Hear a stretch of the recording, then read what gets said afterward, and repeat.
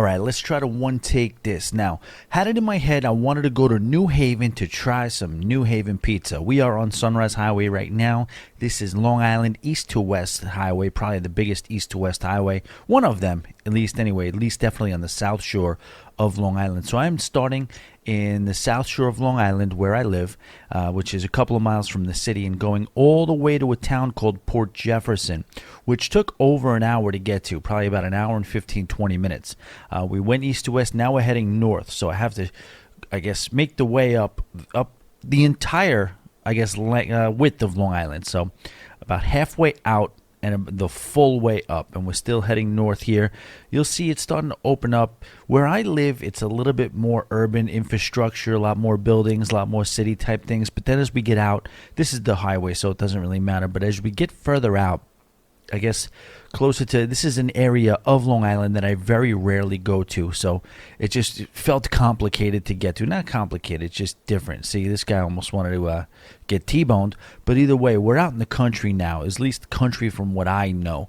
A lot of bushes, a lot of shrubbery, not really much sidewalks, but now we're in Port Jefferson proper, and this is where you pick up the ferry that takes you to Connecticut, and that's all the way across the Long Island Sound. And you look around, this is already having sort of a Connecticut type feel to it.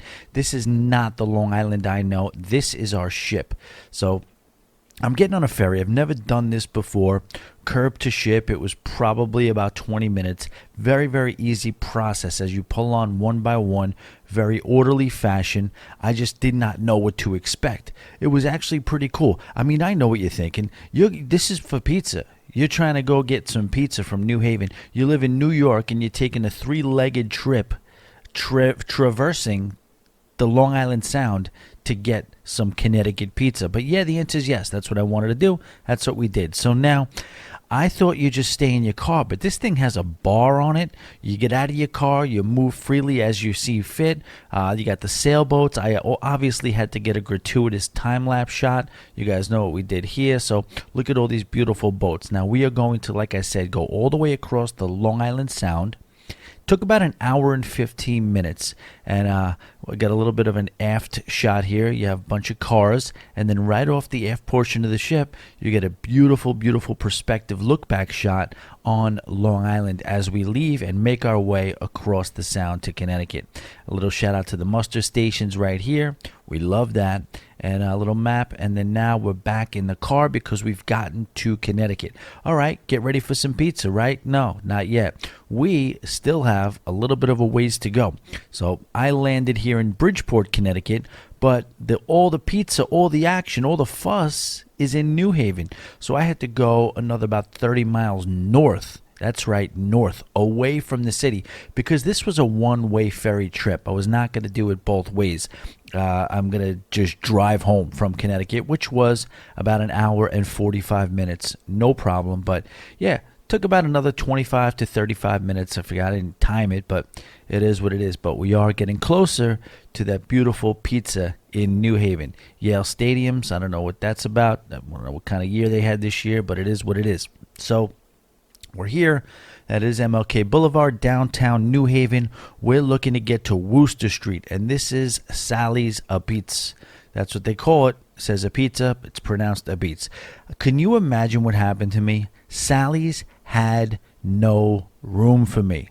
They couldn't do it, so I had to go over to Frank Pepe's, another established 1925, a legend in the Connecticut pizza game. We were able to get in here. They got a little bit more of an infrastructure in there, more ovens, more space, because there's never not a line at these places.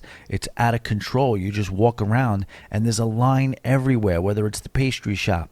So this is the New Haven Little Italy, and it's a lot different. This is like a scene out of a movie, this type of town. It's a far cry from the hustle and the bustle of like the Bronx Little Italy or, Manhattan, downtown Little Italy. But that's a Beats. That's a pizza restaurant. I get a kick out of that. That's Zanelli's, another restaurant. And then this right here we're about to come up on is the pastry shop. I would have got a cannoli, but it was definitely a little bit too backed up for me. What's the name of this place again? It's going to show us. Give me a second. Hold on. What is it?